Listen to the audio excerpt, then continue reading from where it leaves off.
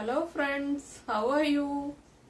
നമുക്കിന്ന് സിമ്പിളായിട്ടൊരു മുട്ടക്കറി ഉണ്ടാക്കിയാലോ?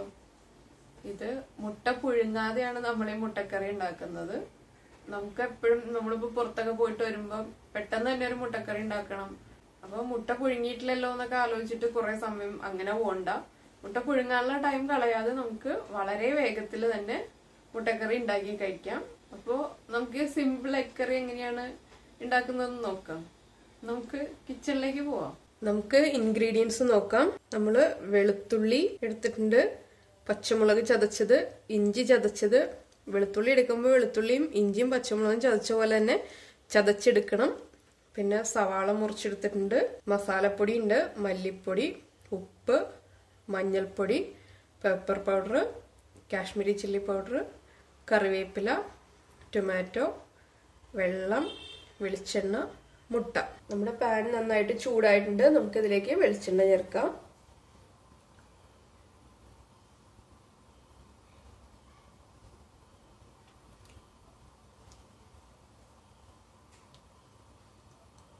നമ്മുടെ വെളിച്ചെണ്ണ നന്നായിട്ട് ചൂടായി വന്നിട്ടുണ്ട്.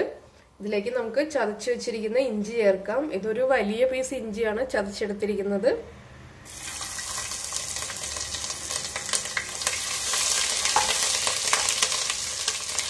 ഇഞ്ചി ചതച്ചത് ചേർക്കുമ്പോൾ തന്നെ നമ്മൾ ഒരു 10 അല്ലി വെളുത്തുള്ളി, ഇപ്പൊ 6 മുട്ടയ്ക്കുള്ള കണക്കാണ് ഞാൻ പറയുന്നത്. 6 മുട്ടയാണ് എടുക്കുന്നതെങ്കിൽ ഒരു 10 അല്ലി വെളുത്തുള്ളി ഇതുപോലെ തന്നെ ചതച്ചെടുക്കണം. ഇഞ്ചിയോടൊപ്പം തന്നെ വെളുത്തുള്ളിയും ചേർക്കണം. ഇതിലേക്ക് നമുക്ക് ചതച്ച് വെച്ചിരിക്കുന്ന പച്ചമുളക് ചേർക്കാം. 2 വലിയ പച്ചമുളകാണ് നമ്മൾ എടുത്തിരിക്കുന്നത്.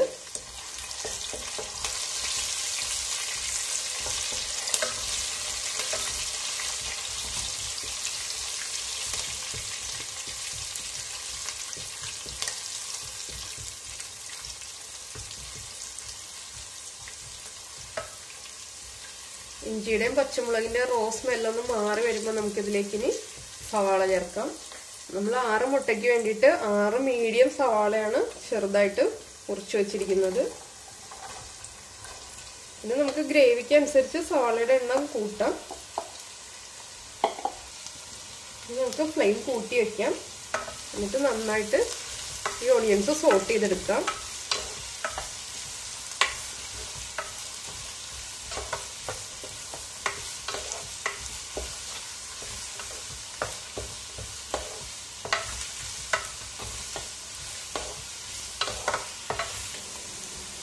ഒണിയൻസ് വേഗം തന്നെ സോട്ടായി കിട്ടാൻ വേണ്ടിയിട്ട് നമുക്ക് കുറച്ച് ഉപ്പ് ചേർത്ത് കൊടുക്കാം. ഇതിലേക്ക് നമുക്ക് കുറച്ച് കറിവേപ്പില ചേർക്കാം.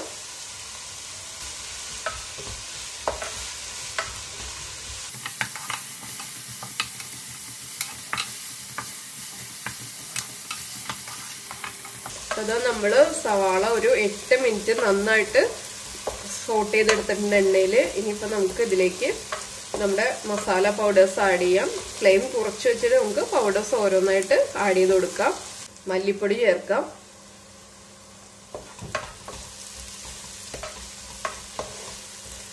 മല്ലിപ്പൊടിയുടെ റോ സ്മെല്ല് മാറി വരുന്നത് വരെ നമ്മൾ നന്നായിട്ട് സോട്ട് ചെയ്തെടുക്കണം.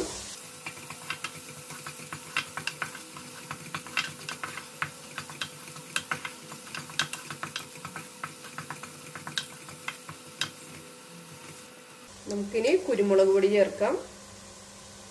നമ്മുടെ എരിവ് അനുസരിച്ചിട്ട് കുരുമുളക് പൊടി ചേർക്കാം. അപ്പോൾ നമ്മൾ 2 പച്ചമുളക് ചതച്ചത് ചേർത്തിട്ടുണ്ട്. അപ്പോൾ അതൊന്ന് ഓർക്കുക, അതനുസരിച്ചിട്ട് വേണം നമ്മൾ കുരുമുളക് പൊടി ചേർക്കാൻ.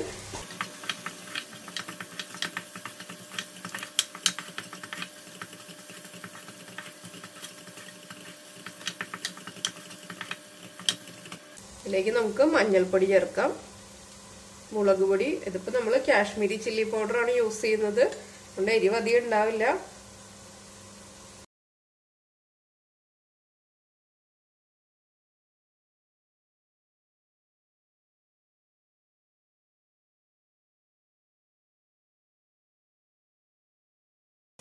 ഇതിലേക്ക് നമുക്ക് ഗരം മസാല പൗഡർ ചേർക്കാം.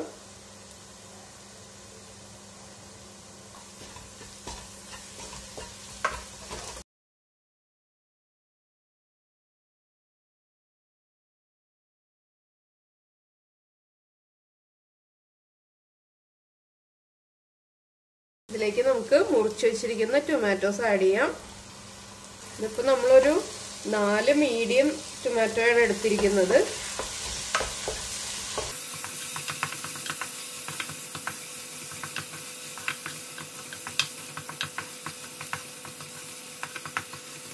അപ്പോൾ ഇതാ നമ്മൾ ടൊമാറ്റോസ് ആഡ് ചെയ്തിട്ട് ഒരു 3 മിനിറ്റ് കഴിഞ്ഞിട്ടുണ്ട്. ഹൈ ഫ്ലെയിമിലാണ് നമ്മൾ ടൊമാറ്റോ സോട്ട് ചെയ്തെടുത്തത്. ഇപ്പോൾ നന്നായിട്ട് എണ്ണയൊക്കെ തെളിഞ്ഞ് വന്നിട്ടുണ്ട്. ഇനി നമുക്കിതിലേക്ക് നമ്മുടെ ഗ്രേവിക്ക് ആവശ്യമായിട്ടുള്ള വെള്ളം ചേർത്ത് കൊടുക്കാം. നമ്മൾ കുറച്ച് വെള്ളം കൂടുതൽ ഒഴിക്കണം. നമ്മൾ പുഴുങ്ങിയ മുട്ടയല്ല യൂസ് ചെയ്യുന്നത്. അപ്പോൾ മുട്ട നമ്മുടെ ഗ്രേവിയിൽ കിടന്നിട്ട് വേണം കുക്കാവാനായിട്ട്. അതിനുള്ള വെള്ളം ആഡ് ചെയ്ത് കൊടുക്കുക.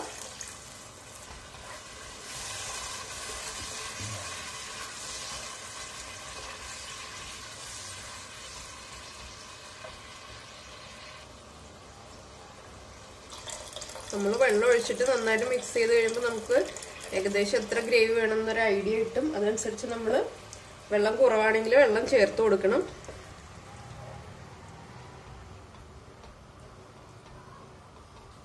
നമ്മൾ ആദ്യം ഒണിയൻസ് സോട്ടാവാൻ വേണ്ടി മാത്രമേ ഉപ്പ് ചേർത്തിട്ടുണ്ടായിരുന്നുള്ളൂ. ഇനിയിപ്പോൾ ഗ്രേവിക്ക് ആവശ്യമുള്ള ഉപ്പ് ചേർത്ത് കൊടുക്കണം. നന്നായിട്ട് മിക്സ് ചെയ്ത് കൊടുക്കാം നമുക്ക്. ഇപ്പോൾ ടൊമാറ്റോയുടെ എണ്ണമൊക്കെ നമ്മുടെ ഇഷ്ടത്തിനനുസരിച്ച് തീരുമാനിക്കുക. അത് എത്ര വേണം, നമ്മുടെ കറിക്ക് നല്ല പുളി വേണോ അതെങ്ങനെയാണെന്നുള്ളതനുസരിച്ചിട്ട് നമുക്ക് ടൊമാറ്റോയുടെ എണ്ണം തീരുമാനിക്കാം. അതുപോലെ ഓണിയൻസ് ആണെങ്കിലും ഒരു മുട്ടയ്ക്ക് ഒരു ഓണിയൻ എന്നുള്ള കണക്കിലാണ് ഞാനിപ്പോൾ എടുത്തത്. അത് നമുക്ക് ഇഷ്ടമനുസരിച്ച് എങ്ങനെ വേണമെങ്കിലും തീരുമാനിക്കാം. ഇപ്പോൾ ഓണിയൻസ് അത്ര കൂടുതൽ വേണ്ടെന്നുള്ളവർക്കാണെങ്കിൽ കുറച്ച് ചേർത്താൽ മതി. ഇനിയിപ്പോൾ നമുക്കിതൊന്ന് അടച്ചു വയ്ക്കാം.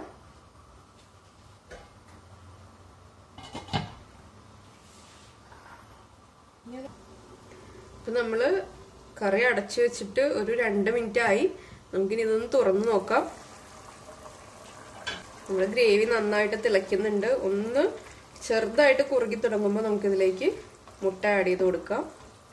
നമ്മുടെ ഗ്രേവി നന്നായിട്ട് തിളച്ച് 2 മിനിറ്റ് കുക്കായിട്ടുണ്ട്. ഇനി നമുക്ക് ഫ്ലെയിം കുറച്ച് വയ്ക്കാം. ഇതിലേക്ക് നമുക്ക് ഓരോ മുട്ടയായിട്ട് പൊട്ടിച്ചൊഴിക്കാം.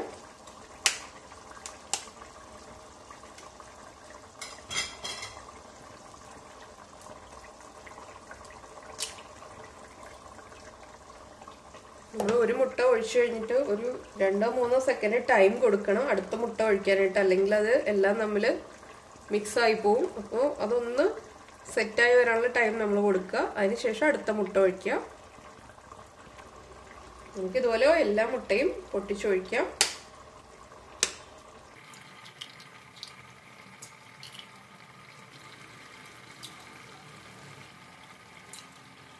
അപ്പോൾ നമ്മുടെ 6 മുട്ടയും നമ്മൾ ഇതുപോലെ പൊട്ടിച്ചൊഴിച്ചു കഴിഞ്ഞിട്ടുണ്ട്. ഇനി നമുക്കൊന്ന് ഒരു 1 മിനിറ്റത്തേക്ക് നന്നായിട്ട് ഫ്ലെയിം കൂട്ടി വയ്ക്കാം. അപ്പോൾ നമ്മൾ ഇളക്കി കൊടുക്കരുത്. ഇളക്കി കൊടുത്തു കഴിഞ്ഞിട്ടുണ്ടെങ്കിൽ മുട്ട നന്നായിട്ട് എല്ലാം കൂടി മിക്സായി പോവും. അപ്പോൾ നമ്മൾ കുറച്ച് സമയം വെയിറ്റ് ചെയ്യുക. നമ്മുടെ ഗ്രേവി നന്നായിട്ട് തിളയ്ക്കുന്നുണ്ട്. തിളയ്ക്കുന്നത് 1 മിനിറ്റ് ആയി. നന്നായിട്ട് നമ്മുടെ ഗ്രേവി തിളയ്ക്കാൻ തുടങ്ങിയിട്ട് 1 മിനിറ്റ് ആയി. നമുക്ക് ഫ്ലെയിം കുറച്ചിട്ട് അടച്ചു വയ്ക്കാം. മുട്ട കുക്കാവട്ടെ.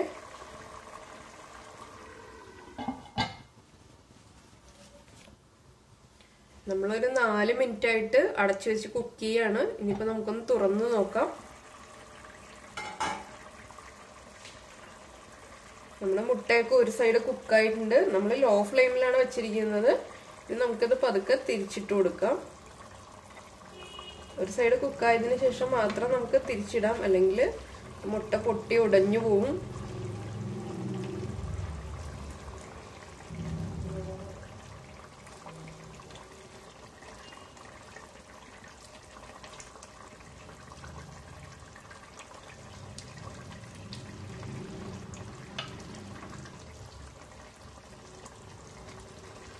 ഇപ്പം നമുക്ക് ഈ കറിയുടെ ഉപ്പും എരിവും നോക്കാം. എന്നിട്ട് എരിവ് കുറവാണെങ്കിൽ നമുക്ക് കുറച്ച് പെപ്പർ പൗഡർ ആഡ് ചെയ്യാം. അതുപോലെ ഉപ്പ് കുറവാണെങ്കിൽ നമുക്ക് ഉപ്പ് ആഡ് ചെയ്ത് കൊടുക്കാം. നമുക്ക് കുറച്ച് ഉപ്പ് ആഡ് ചെയ്ത് കൊടുക്കാം. ഉപ്പ് കുറച്ച് കുറവാണ്. ഉപ്പ് ചേർത്തിട്ട് നമുക്ക് ഇപ്പം തന്നെ മിക്സ് ചെയ്യണ്ട. കുറച്ച് കഴിഞ്ഞിട്ട് മിക്സ് ചെയ്താൽ മതി. അല്ലെങ്കിൽ നമ്മുടെ മുട്ടയുടെ 1 സൈഡ് മാത്രം കുക്കായിട്ടുള്ളൂ. അടുത്ത സൈഡ് കുക്കാവാതെ വരുമ്പോൾ മുട്ട മിക്സായി പോകരുത്. നമുക്ക് വീണ്ടും കുറച്ച് സമയം അടച്ചു വയ്ക്കാം.